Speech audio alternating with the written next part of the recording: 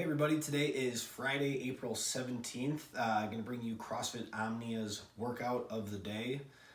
So as always, right after this, going to take you through a quick warm-up to get us ready to go for today. Then we'll go through our strength piece, which is going to be clean and jerks as we've been doing the last couple of weeks here.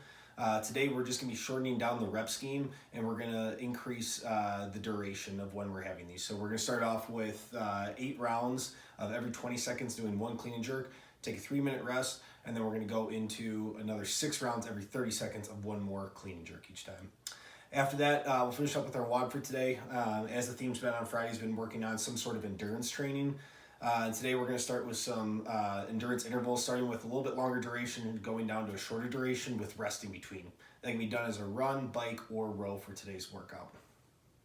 All right, guys, so for the warm-up today, we're going to start off with an 800-meter run, so it's going to be about a half mile.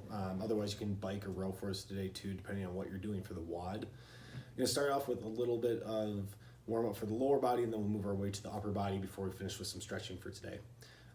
So for the lower body, it's going to be 2 rounds through of 20 glute hip bridges, 10 regular squats, 10 wide stance squats, and 10 narrow stance squats. So for the wide stance ones, we'll make sure we drop those feet out a little bit farther than normal.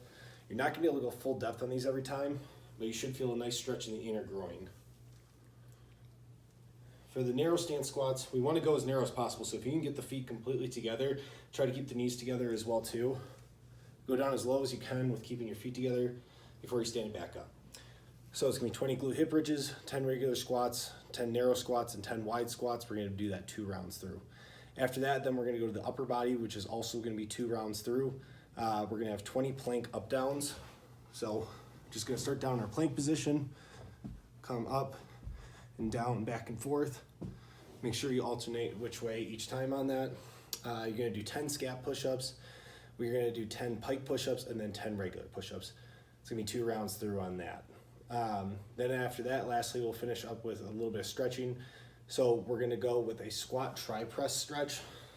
Sit down at the bottom of this squat stance, arms together, and then we're going to turn to the side here, trying to keep the feet flat. Do about 20-30 seconds each side, and then press it over to the other side. After that, we are going to do a plank elbow to floor. So we're going to go first into foot up stance, plank position here, and then we're just going to drop the elbow down to the floor, twist it up to the side, do about 10 times each side there, and then lastly, we'll finish up with a butterfly stretch here. So just bring the feet in nice and close together, chest upright and tall, trying to really open up the hips here. For the strength portion today, we are going to have power clean and jerks as we've been doing the last couple of weeks here. It's going to be 1 clean plus 1 jerk.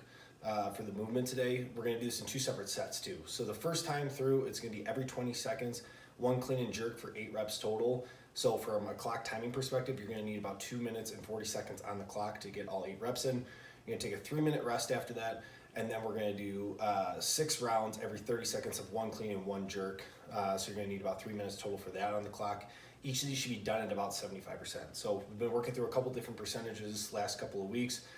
Take your time to build up to about 75%, and then let's run through that. If you guys are using odd objects or dumbbells or kettlebells, try to do 1 rep in per side during that time frame with just whatever the weight is that you have for it. All right, and then lastly for the WOD today, we have our endurance. So it's going to be a 1,600-meter run, bike, row, 3-minute rest. Then you're going to go down to a 1,200-meter run, bike, row, 2-minute rest, 800-meter run, bike, row, 1-minute rest, and then lastly we're going to finish up with a 400-meter run, bike, row. So just for a comparison on that, if you guys are going to be doing a run, it's going to be a mile run, 3/4 mile run, half-mile run, and then to finish up with a 1/4 mile run on that. If you are biking, I would just recommend doing double the amount of distance for each of those sets for it. Keep in mind with this is that we want to try to push a pace on it, but your pace should pick up each time through with going a shorter distance, knowing also that you will have a shorter amount of rest time after each round. So going from that 800 meter to 400 meter, you're only going to have 1 minute rest in between, but we should try to be pushing the pace as much as possible during that last round. For this, just go out, have fun with it. Make sure we're trying to push those paces and hopefully and trying to increase that aerobic capacity each time that we go out and do these endurance workouts on Fridays. Other than that, have fun, enjoy your weekend.